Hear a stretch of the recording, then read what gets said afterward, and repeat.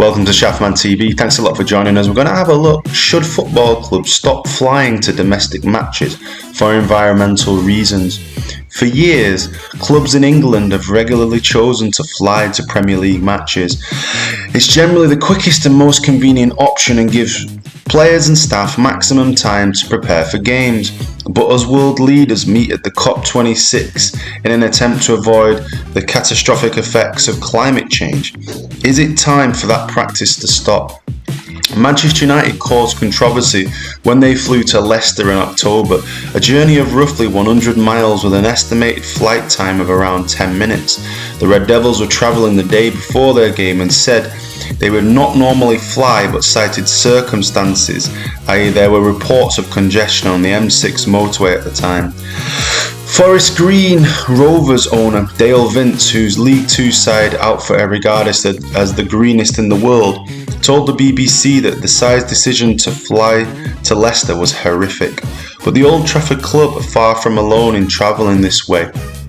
An Instagram post by Calvin Phillips last month showed Leeds United taking a plane to Norwich City, a journey with an estimated flight time of 17 minutes. That match had been designated by the home club as a game to champion sustainability practices, with the Canaries encouraging supporters to make small changes to their matchday rituals in a bid to become more sustainable. The BBC have been told by the majority of clubs do fly by air to games to Carrow Road. Arsenal often use this method for journeys to East Anglia, despite being heavily criticised in 2015 for making that journey by plane. A month earlier, Tottenham had faced criticism from Greenpeace for taking a 20-minute flight to Bournemouth. In contrast, in 2019, Ajax opted to take the train from Holland to France for a Champions League game against Lille, with the club's chief executive Edward van der Sar explaining that we live in a climate-conscious time and we want to set a good example as a club. From my perspective, it's about having a joined-up football club, says Vince. At Forest Green, we prioritise the environment and football equally, so it would be impossible for the decision Manchester United made to happen at our club. At other clubs, you have environment programmes that are bolt-on programmes, and so the football side simply says it's more convenient to fly. So that conversation doesn't happen. It means that the environment isn't properly embedded in these clubs. Manchester United talk a good game about the environment, and they have done some stuff, but in that one act, they undid the whole thing. It's not good enough to say one thing and do another. So, why are such short domestic flights a problem? Flights produce greenhouse gases, mainly carbon dioxide, from burning fuel. These contribute to global warming. Emissions per kilometre travelled are known to be significantly worse than any other form of transport, with short-haul flights the worst emitter, according to the Department for Business, Energy and Industrial Strategy. In April, lawmakers in France voted in favour of a bill to ban the shortest domestic flights. If approved at a second vote, this would mean removing routes that can be undertaken by train in a 2.5 hour or less period. Spain is also considering a similar move. At last month's The Campaign for Better Transport called for the UK government to ban domestic flights if the journey could be done by train in less than 5 hours. The biggest distance between Premier League clubs this season is 348 miles from Newcastle to Brighton. On a standard Friday, the day before the teams usually play, 12 of 14 trains departed Newcastle before 4 o'clock, take 5 hours or less to get to Brighton. The majority of journey times for away games will be significantly less than that. In the case of Manchester United, the coach journey to Leicester from Old Trafford would generally take around 2.5 hours, with the train journey between the cities lasting a similar amount of time. Julian Allwood, Professor of Engineering and Environment at Cambridge University, told BBC Sport that cutting avoidable flights such as the ones taken by Premier League clubs is an obvious starting point, with the bigger challenge of reduced fossil fuel dependent flying. He said, We've had a period of 2 generations in which flights have been cheap and widely available, and that's changed our expectation of how far and how fast we can travel, he said. But if we don't act on climate change, in 1 generation's time we're going to be seeing mass starvation in countries of the equator, and sport won't be much on their minds. None of us want to be part of bringing that about. Accepting slightly slower travel and reducing distances to avoid massive suffering looks like a great substitution to me.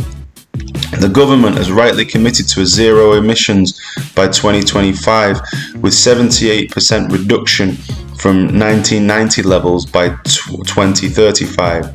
This will have very little impact on most of the things we enjoy, including playing sport.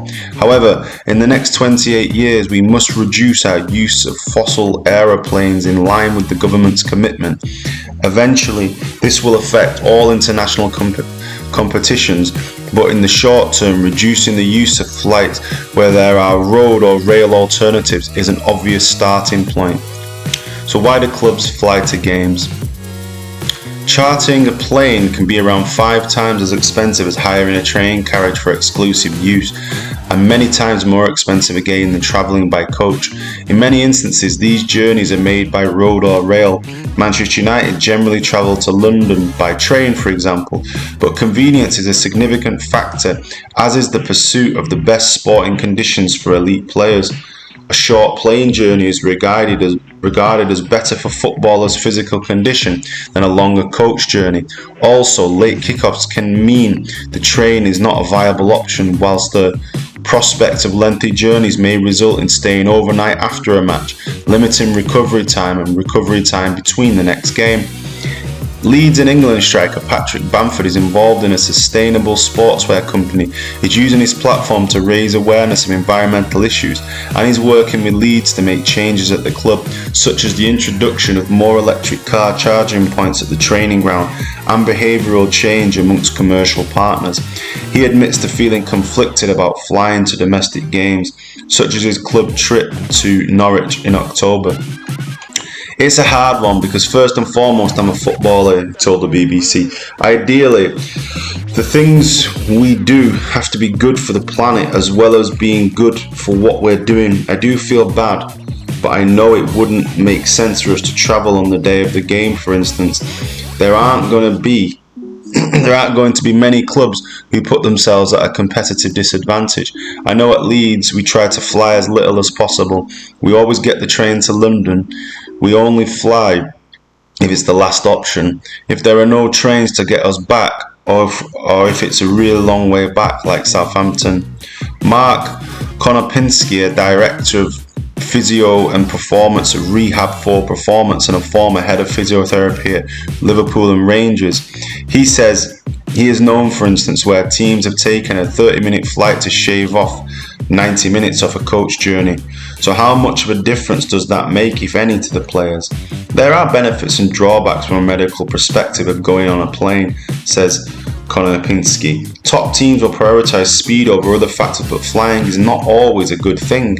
Yes, players will be in a better state if they arrive in the shortest period of time, but we're talking about one stage of preparation. You also have to factor in when people are eating, training and sleeping. With flying, one of the things we struggle with, anecdotally, is hamstring issues. I know there is a widely held feeling amongst physios that this could be one small element of the picture. The other negative can be when a player is already carrying swelling on the knee. That can be exacerbated. That can happen on short flights as well as longer ones. Coaches may be perceived as less luxurious, says Konopinski, but there's also positives as well as negatives to that form of travel. On a coach, it's door to door, so no need for additional transfers. You can also have your own chef on board, which can be a real benefit. But longer journeys can contribute to lower back issues, as it's harder to get up and walk around. So if he were at an elite club now, knowing what he'd do about the environmental impact on flying, would he be happy if the teams chose to stop flying to domestic games? I would want to look at the medical evidence, and there probably isn't any firm evidence either way. Can't you have a certain distance where a flight isn't acceptable? Because often there's a huge difference in time door to door, and the environmental factor is a big one. Last week, the Premier League signed up to the United Nations Sports for Climate Action Framework, an agreement which asks organisations and clubs to commit to limiting the impacts of climate change. The Premier League has pledged to reduce 50% of its own emissions by 2030 and achieve net zero emissions by 2040, in line with a 1.5 centigrade global warming limit put in place by world leaders as part of the Paris Agreement. In a statement, the Premier League said the league will also continue to work alongside clubs to look at ways to reduce environmental impact and to encourage fans and their communities to support their actions, inspiring long-lasting behavioural change. So could it move to ban the clubs from flying to Premier League games? That does not appear to be a viable option, since clubs are responsible for their own travel arrangements and the league have no jurisdiction over them. But it has issued travel advice previously when top flight football returned in June 2020 after a 100-day suspension because of the coronavirus pandemic. The Premier League reportedly encouraged clubs to fly to matches to help with social distancing amid health concerns, with some apparently charting multiple flights. On Tuesday, the UK's Chief Scientific Officer, Sir Patrick Vallance, told the BBC climate change posed a bigger challenge than the pandemic and added that behavioural change was needed. Some of this change has begun within football. 4 top flight clubs, Arsenal, Liverpool, Tottenham and Southampton, are signatories to the United Nations Sports for Climate Action Framework, though none have signed up to the next level of this agreement, which requires organisations to cut carbon emissions by half by 2030, be net zero by 2040, and report annually and publicly on progress towards these goals. Spurs and Chelsea recently travelled to their matches on coaches run by biofuel, part of an intent involving Sky Sports to host a game with net zero emissions. Our experience tells us football is the most incredible platform, says Forest Green's Vince. Over the past 12 months, our media reach has been huge, with 5 billion impressions and fan clubs in 20 countries across the world because of what we stand for. There's a real appetite out there amongst sports fans and environmentalists for this kind of club to spring up and stand for something. Football has to get on and sort its act out, and it has a massive ability to influence people. Given the sums of money available in the Premier League, are Premier League clubs doing enough? No. If we can afford to do what we're doing, then so can those clubs, and they have the biggest platform and the ability to influence people.